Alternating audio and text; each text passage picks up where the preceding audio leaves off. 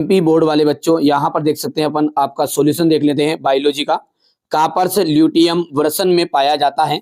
तो कॉपर्स जो ल्यूटियम है वो वृषण में नहीं पाया जाता, ये अंडाशय में पाया जाता है, इसलिए हो गया असत्य। ठीक है। न्यूक्लिक अम्ल न्यूक्लियोटाइड्स का एक लंबा बहुलक है। ठीक है, तो लंबा बहुलक है क्या? बिल्कुल सत्य बात है। तीसरा है सभी सूक्ष्मजीव रोगजनीय नहीं होते हैं। तो रोगजनीय नहीं होते क्या? तो ये आपका असत्य है।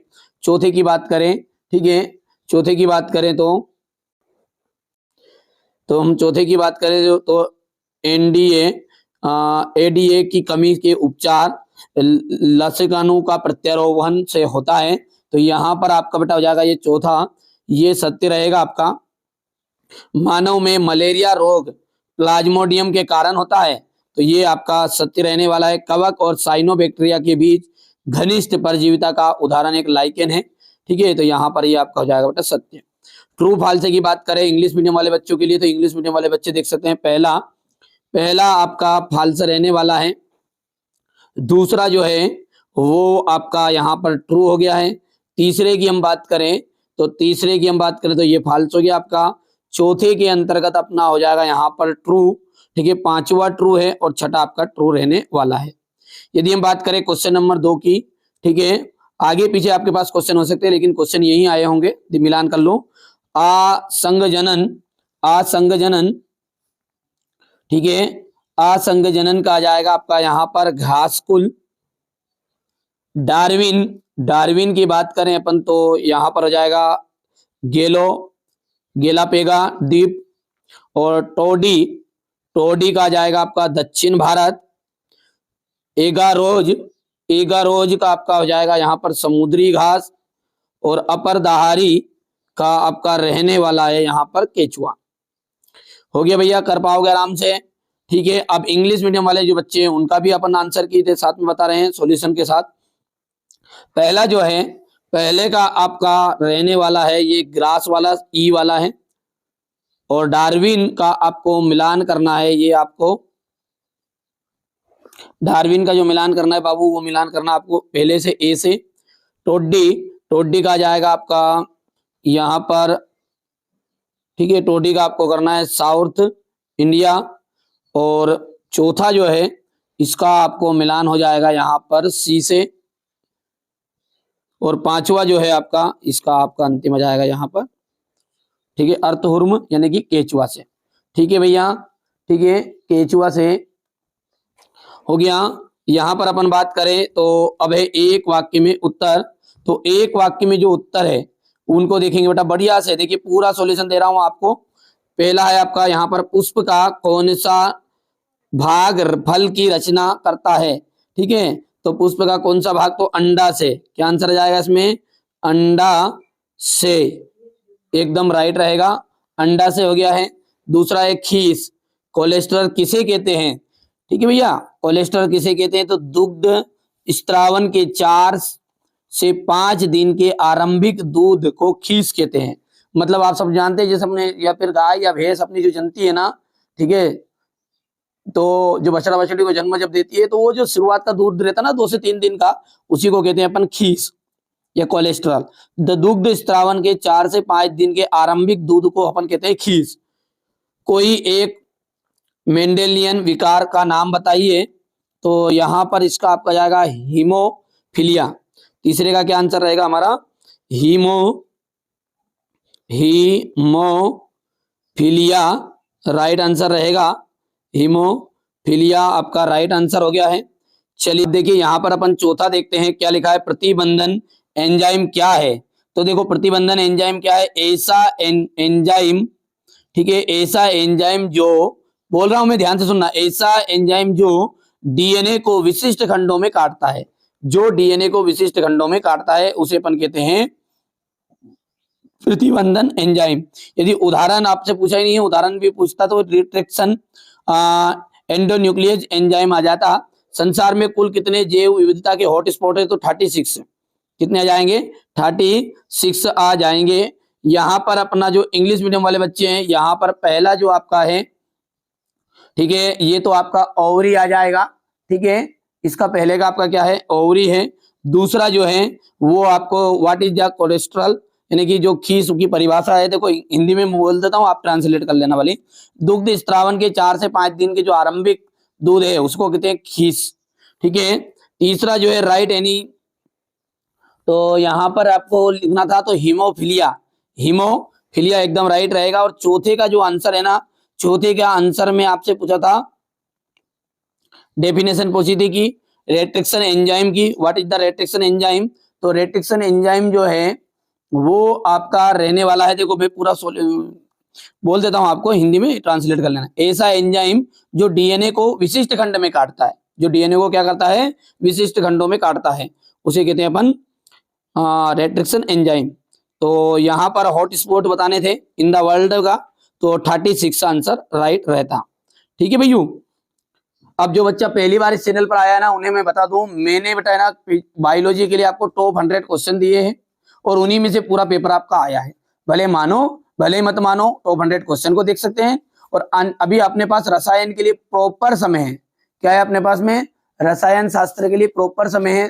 तो अपने पास में ना बिल्कुल तैयारी करेंगे, प्रॉपर ढंग से तैयारी करेंगे, बाकी आगे मर्जी आपकी, अभी भी भटकना है कहीं भटकते रहो, ठीक है। मैं आपको 100 क्वेश्चन दूंगा, समय बहुत है आपके पास, बिल्कुल प्रॉपर समय, चाहे तो टॉप 100 क्वेश्चन से आउट चला जाए तो वो इसका जिम्मेदार मैं, उसको ले लेना, आप कॉल कर लेना, ले लेना, सारी चीजें मिल जाएगी, थोड़ा बहुत चार्ज जमा करके उसका सॉल्यूशन भी ले लेना, यानी कि वो भी ले लेना, और एप्लीकेशन में ऐड हो जाओ, एप्लीकेशन में मैंने डाल दिया था सुबह, ठीक है। प्राथमिक उपभोक्ता है, तो प्राथमिक जो उपभोक्ता है वो क्या है, हमारा सही विकल्प है ये, ठीक है। तो प्राथमिक उपभोक्ता क्या आएगा आपका, शाकाहारी, मांसाहारी, सर्वाहारी, रक्तपी। तो यहाँ पर देख सकते हैं अपन शाकाहारी एकदम राइट रहने वाला है, ठीक है। इसके बाद में प्रथम प्रतिजैविक किस सूक्ष्म जीव द्वारा प्राप्त हुआ, प्रथम प्रतिजैविक किस सूक्ष्म जीव द्वारा प्राप्त हुआ, तो पेनिसिलियम द्वारा प्राप्त हुआ। किशोर अवस्था की जो आयु अवधि है कितनी होती है, किशोर अवस्था की जो आयु अवधि होती है वो 12 से 18 वर्ष की होती है। कितने वर्ष की होती है बाबू, 12 से 18 वर्ष की होती है। चलिए आगे बढ़ते हैं, तो यहाँ पर अपना है कि किशोर अवस्था की जो आयु अवधि होती है वो कितने वर्ष की होती है, तो किशोर अवस्था की जो आयु अवधि होती है वो 12 से 18 वर्ष की होती है, ठीक है। अभी भी है मौका, मत खाओ धोखा, क्योंकि ये एनसीईआरटी कोचिंग मात्र एक ऐसा चैनल है जो आपको प्रॉपर तैयारी करा रहा है, गाइडेंस दे रहा है, सारी चीजों को सोल्यूशन देंगे, टॉप 100 क्वेश्चन दूंगा, बाकी मर्जी आपकी, ठीक है। मेरी तो अर्जी है, मर्जी आपकी है। जिन बच्चों को अभी भी ट्रस्ट नहीं हो रहा ना, बिल्कुल मत करो, कोई इशू नहीं, तुम भटकते रहो, तुम उसी लायक हो यार। मैंने टॉप 100 क्वेश्चन दिए थे, खूब कहा मैंने, टॉप 100 में से कर लेना, जो करके गया एक अथवा का भी आउट चलाओ तो बता देना मेरे को, बाकी तुम्हारी मर्जी अब भी है ना, भटकते रहो। चलिए डीएनए इंग्लिश मीडियम और हिंदी मीडियम दोनों के लिए रहेगा, है ना भैया। चलिए यहाँ पर देख सकते हैं डीएनए में अनुलेखन इकाई में मुख्यतः कितने भाग होते हैं, तो इसमें भाग होते हैं 3 भाग। कितने भाग होते हैं, 3 भाग आपके होते हैं।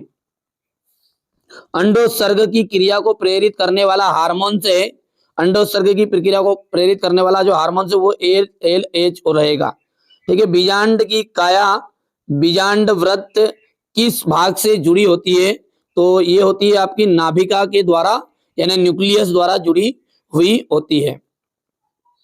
यदि हम बात करें पहला आपका सही विकल्प है, तो यहाँ पर अपना हो जाएगा ये, ठीक है बेटा। ये हिंदी मीडियम वाला का था ये ऊपर, अब नीचे इंग्लिश मीडियम वालों का है। चलिए तो यहाँ पर है भाई इंग्लिश मीडियम वाले बच्चों के लिए है, तो पहला जो रहेगा ना वो पहले का आपका पहला आपका जाएगा ये ए, दूसरे में आपका है यहाँ पर ए आंसर, तीसरे की हम बात करें तो बी आंसर रहेगा, चौथे के अंतर्गत आपका बी रह जाएगा, और पांचवा आपका हो जाएगा LH मतलब, ठीक है। और छठे के अंतर्गत आपका हो जाएगा बी आंसर। हो गया इतना। इसके बाद में है रिक्त स्थान, और रिक्त स्थानों को देखिए मैं थोड़ा सा पढ़ रहा हूँ, थोड़ा सा आपको यहाँ पर वीडियो में क्लियरिटी नहीं नजर आ रही हो तो थोड़ा फुल कर लेना, बाकी मैं क्वेश्चन आपको पढ़ के भी बता रहा हूँ। जब मनुष्य की आवश्यकता लालच में बदल जाती है, जब मनुष्य की आवश्यकता लालच में बदल जाती है, ठीक है, तो प्राकृतिक संपदा का क्या होता है, ठीक है, अत्यधिक दोहन होता है। क्या होता है, अत्यधिक दोहन, यानी कि बायोपायरेसी होती है। दो इंग्लिश मीडियम वाले बायोपायरेसी लिख देते हैं, या फिर दोनों में से एक भी लिख सकते हैं ना, बायोपायरेसी, या फिर आपका हो जाएगा अत्यधिक दोहन, हो गया। यदि क्राई प्रोटीन कूट लेखन अकॉर्डिंग जीन किसी विषम जात परपोसिस में अभिव्यक्त होता है तो क्या कहते हैं? तो क्या कहते हैं? तो इसे कहते हैं अपन पुनर्योगज प्रोटीन। क्या कहते हैं? पुनर्योगज प्रोटीन। हो गया, पुनर्योगज प्रोटीन, या फिर आपका जाएगा रिकॉम्बिनेंट प्रोटीन। ठीक है भैया। यदि हम आगे की बात करें बेटा तो यहाँ पर आपका तीसरा जो है डीएनए एक ऋणात्मक आवेशित अणु है। कैसा है? ऋणात्मक आवेशित अणु है। ठीक है। चौथे की हम बात करें साइक्लोपेरिन ए का उत्पादन नामक कवक से किया जाता है। तो किस कवक से किया जाता है? तो ट्राइकोडर्मा, ध्यान सुनना है, ट्राइकोडर्मा पॉलीस्पेरोरम। ठीक है, याद रहेगा, पॉलीस्पेरोरम। और पांचवा जो रहेगा हमारा, वो पांचवा क्या है आपका? यहां से पांचवे की बात करें तो इसमें आपका जाएगा ऑस्ट्रेलियन मार्सीपुलस। मैं भर देता हूं, ऑस्ट्रेलियन मार्सीपुलस शारीरिक, भावनात्मक, व्यवहारिक तथा सामाजिक रूप से अच्छा होने से तात्पर्य क्या है? तो इसका मतलब है अच्छे स्वास्थ्य, यानी गुड हेल्थ। क्या जाएगा? Good health.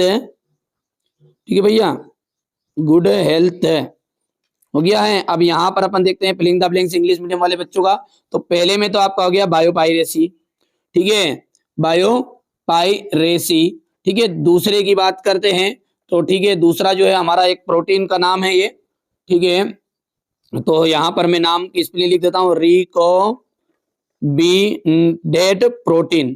ठीक है, ठीक है। ये भैया तीसरा आपका, तीसरे के अंतर्गत आपका हो जाएगा, यहाँ पर तीसरे के अंतर्गत आपका है नेगेटिव आ जाएगा। चौथा है, देखो बेटा दूसरा जो है ना वो बोलने में वैसे नहीं आ रहा, मैं हिंदी मीडियम को पढ़ाता हूँ दिखता, तो ये आपको देख सकते हैं रिकॉम और BINANT। ठीक है, इस तरीके से आपके रिकॉम्बिनेंटेड और प्रोटीन था भैया। यहाँ पर तीसरे की हम बात करें तो नेगेटिव है, चौथे की बात करें ट्राइकोडर्मा जाएगा, और पांचवा जो आ जाएगा ऑस्ट्रेलियन, और छठा जाएगा गुड हेल्थ। हो गया।